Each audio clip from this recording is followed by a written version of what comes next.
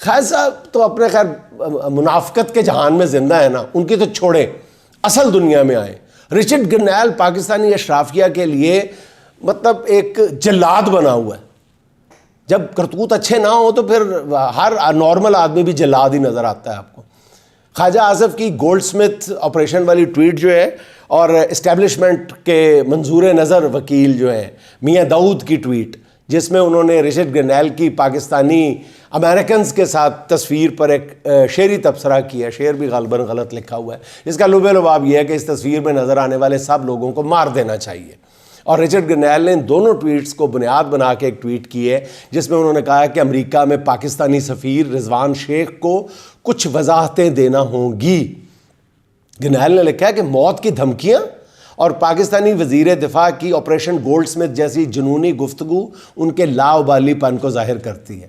Richard گرنیل نے مزید کہا ہے کہ امریکی ٹیکس پیئر کی جانب سے پاکستان کو یو ایس ایڈ اور آئی ایم ایف کی ڈیل کے نام پر جو کچھ دیا جاتا ہے اس پہ بھی نظر ثانی ہونی چاہیے۔ اب ظاہر ہے اس صورتحال پہ کوئی بھی پاکستانی خوش تو نہیں ہو سکتا کہ جو کھچڑی پک رہی ہے، پاکستان کی معیشت کے خلاف بات ہو رہی ہے، کوئی بھی نارمل پاکستانی اس صورتحال پہ خوشی کا اظہار تو نہیں کر سکتا۔ اس سے بہرحال ناظرین اندازہ لگائیں کہ اہم عہدوں پر بیٹھ کر جب زبان کے چسکے کے لیے بات کی جائے تو اس سے یعنی غیر ذمہ دارانہ گفتگو سے ملک کو یا ملک کی معیشت کو کتنا نقصان ہو سکتا ہے۔ امریکی دباؤ کا مقابلہ کرنے کے لیے نون لیگ نے اپنے ایک ایک اثاثے کو ایک ایک کر کے اب میدان میں اتارنا شروع کر دیا۔ خواجہ آصف کے بعد اب خواجہ سعد رفیق صاحب سامنے آئے ہیں، جن کا کہنا ہے کہ نظر آ رہا ہے کہ آنے والے امریکی حکمران خطے میں اپنے مفادات کے لیے پاکستان پر دباؤ بڑھائیں گے اور ان کا مطالبہ کچھ اور ہوگا، ہدف کچھ اور ہوگا۔ پاکستان کے اندرونی اور سیاسی اختلافات اور تضادات کو موضوع بنایا جائے گا، جبکہ ٹارگٹ جو ہے وہ چائنیز بلاک چھوڑ کر امریکی اطاعت گزاری ہوگا۔ اتھے رکھ خواجہ صاحب، مجھے اچھی طرح یاد ہے کہ جب یہ وینٹیلیٹر والی گفتگو کر رہے تھے نا خواجہ سعد رفیق صاحب، تو آپ کو پتہ چل گیا تھا کہ پھڑے گئے جی۔ تو آپ غالباً شاید احسن اقبال صاحب کو کندھے مار رہے تھے کہ اس کو چپ کراؤ، یہ خواجہ جو آصف صاحب ہے یہ غلط شاٹ کھیل رہے ہیں۔ تو آپ ماشاءاللہ زیادہ ذہین کھلاڑی ہیں، آپ جلدی سمجھ گئے تھے۔ تو اور بھی آپ مزید خواجہ سعد رفیق صاحب نے فرمایا کہ قوم کو متحد کرنے کے لیے اناؤں سے اوپر اٹھا جائے، وسعت قلبی اور بالغ نظری کا مظاہرہ کیا جائے۔ اس پر میں تو اتنا ہی کہہ سکتا ہوں خواجہ سعد رفیق صاحب کہ جس قوم کو آپ نے متحد کرنا ہے اس کا مینڈیٹ چھین کے آپ نے سیدھی گولیاں ماری، اور اب بیرونی دباؤ کے خلاف کس طرح کسی کو متحد کریں گے؟ قوم تو آپ کے خلاف پوری طرح متحد ہے، اور ایسی متحد ہے کہ آج تک کسی سیاسی جماعت کے خلاف ایسا اتحاد دیکھنے میں آیا نہ سننے میں آیا۔ یوں لگتا ہے کہ امریکہ میں پاکستانی حکمرانوں کا آڈٹ ہو رہا ہے ناظرین اس ساری صورتحال میں، اس لیے عام پاکستانی بھی اس میں بڑھ چڑھ کے ثواب کا کام سمجھ کے حصہ لے رہا ہے۔ ایک پاکستانی نے ایک ڈاکیومنٹ شیئر کیا ہے جس کے مطابق پیپلز پارٹی کی سینیٹر شہری رحمان کی این جی او کو یو ایس ایڈ پروگرام کے تحت $5 لاکھ امداد ملی تھی، اور شہری رحمان کی این جی او پاکستان میں جمہوری رویوں کے فروغ کے لیے کام کرتی تھی۔ شہری رحمان نے اس کاغذی این جی او کے نام پر امریکی سفارت خانے سے $5 لاکھ انٹھے تھے، اور اس ڈاکیومنٹ کے ساتھ شہری رحمان کی وہ ویڈیو بھی شیئر کر دی ہے عارف نے جس میں وہ سپریم کورٹ کے باہر کھڑے ہو کر آئین کے مطابق 90 روز کے اندر الیکشن کرانے کے خلاف دلائل دے رہی ہیں۔ یعنی امریکہ سے رقم جمہوری رویوں کے فروغ کے لیے آئی گئی اور کام شخصی آمریت کے لیے کیا جا رہا ہے۔ ایک اور سوشل میڈیا صارف نے امریکی حکام کو توجہ دلائی ہے کہ مشیل اوباما کی طرف سے مریم نواز کو چائلڈ ایجوکیشن کے لیے ملنے والے لاکھوں ڈالرز کے بھی تحقیقات کرانی چاہیے، کیونکہ مریم نواز نے تو چائلڈ ایجوکیشن کے لیے $1 بھی کہیں نہیں لگایا۔ ایک اور خبر سن لیں ناظرین، امریکہ میں پاکستانی سفارت خانہ دوہری مشکل میں ہے۔ ایک طرف انہیں یہ مشکل درپیش ہے کہ پاکستانی امریکنز نے سفارتکاری کے میدان میں پاکستانی سفارت خانے کو آؤٹ کلاس کر دیا ہے، اور حکومت پاکستان نے واشنگٹن میں جو لابنگ فرم ہائر کی تھی اس نے بھی ہاتھ کھڑے کر دیے، اور پاکستانی سفارت خانے کو اس وقت اسلام آباد کے حکمرانوں نے سب سے بڑا چیلنج یہ دیا ہے کہ وہ ٹرمپ کی تقریب حلف برداری کے لیے موجود پاکستانی حکمرانوں کے لیے کسی نہ کسی طرح دعوت نامہ حاصل کر لیں۔ یہ ڈیوٹی ہے پاکستانی سفارت خانے کی۔ منتیں کر رہے ہیں، ترلے کر رہے ہیں، کبھی کچھ کر رہے ہیں، کبھی کچھ کر رہے ہیں، لیکن ہر دفعہ جو ہے وہ جتنی ابھی تک کوششیں ہو رہی ہیں لابنگ فرم کی طرف سے بھی، پاکستانی سفارت خانے کی طرف سے بھی، تو وزیر اعظم صاحب کے لیے تو ابھی تک ایک بڑا نو لکھا ہوا ان کو نظر آ رہا ہے۔ منتیں ترلے ہیں کہ نئے نئے انداز میں بار بار پلیٹ آگے کی جا رہی ہے کہ کچھ تے پا دیو بھاجی یہ دو نہیں تو ایک پاس ہی دے دیں، وہ ایک پاس بھی نہیں۔ مقصد یہ ہے کہ ٹرمپ کی جو حلف برداری کی تقریب ہے اس میں اپنا چہرہ دکھا دیا جائے، لیکن ہر دفعہ جو ہے ابھی تک جتنی بھی کوششیں ہوئی ہیں وہ بری طرح ناکام ہوئی ہیں۔ کھل کے کہہ بھی نہیں رہی حکومت جو ہے، شہباز شریف کی حکومت ہے، کھل کے کہہ بھی نہیں رہی کہ ہماری کتنی بڑی خواہش ہے کہ اس تقریب میں شرکت کا موقع مل جائے، لیکن بہانے سے کہہ رہے ہیں۔ وہ شادی کی تقریب میں ایک بزرگ کو دیگ پہ بٹھا دیا جاتا ہے تو وہ اپنے رشتہ داروں کو جو ہے وہ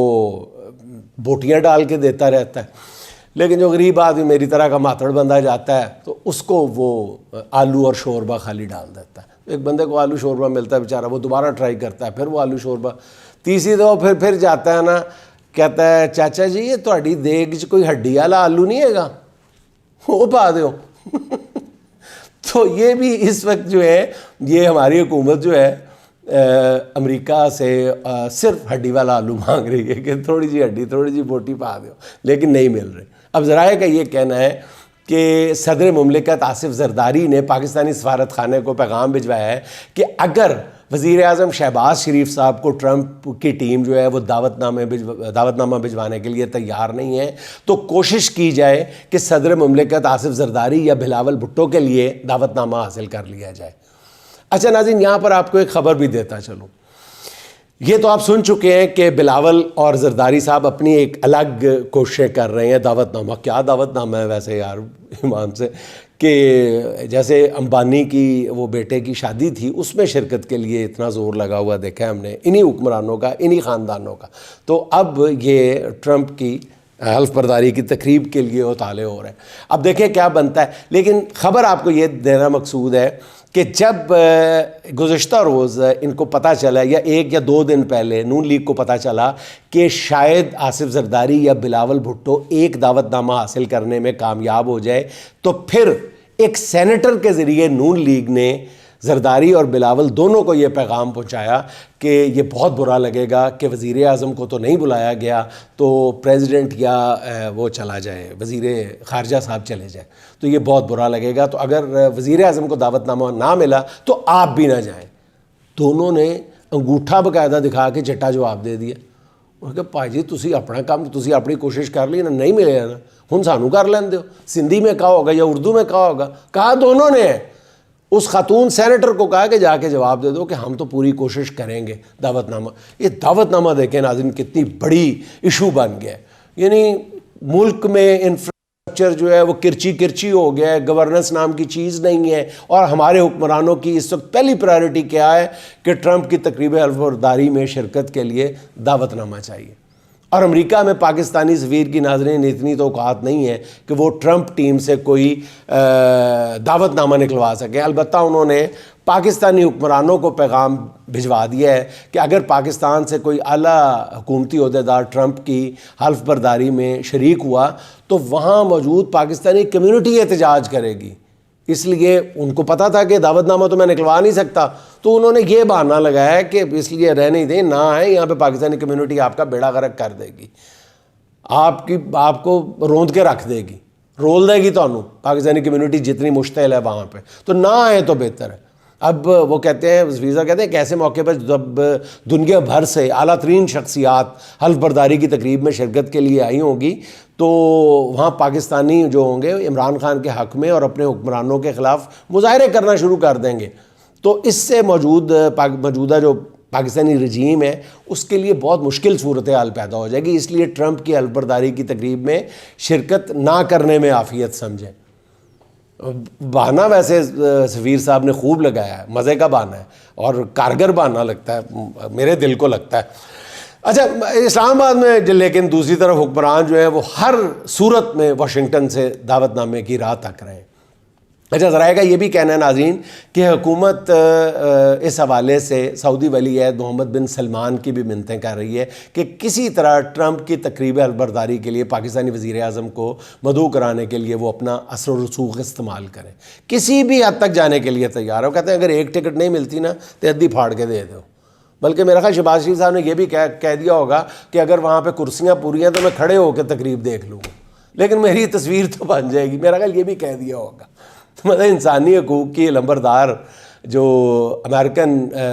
ہے لی مورگن، اس کا کہنا ہے کہ پاکستانی سفارت خانہ ٹرمپ ٹیم سے 1 یا 2 دعوت ناموں کے حصول کے لیے سر توڑ کوشش کر رہا ہے. لی مورگن جو ہے وہ اس بات کی تصدیق کر رہی ہے. دیکھیں اب کیا بنتا ہے.